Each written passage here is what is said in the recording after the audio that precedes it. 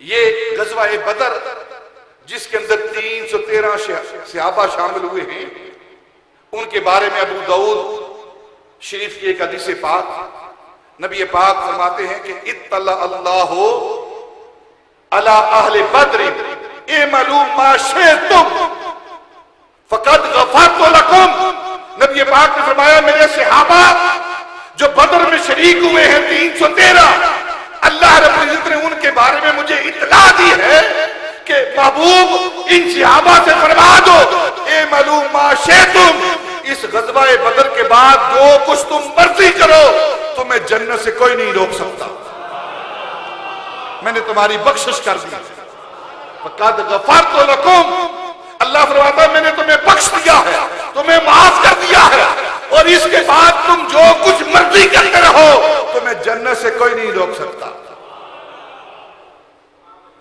جب اللہ نے بخش دیا ہے تو تم کیوں نہیں بخشتے؟ تم کس باغ کی مولی ہو؟ تم بھی بخش دیا کرو، زبان بند کر دیا کرو۔ جب اللہ راضی ہو گیا ہے تو تم راضی کیوں نہیں ہوتے؟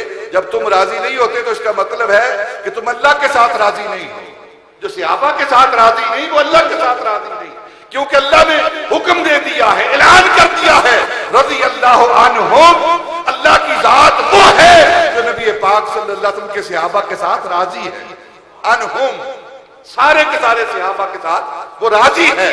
جب اللہ راضی ہے تو پھر جو اللہ کو ماننے والے ہیں، جو توحید کے پرستار ہیں، انہیں بھی صحابہ کے ساتھ راضی ہو جانا چاہیے۔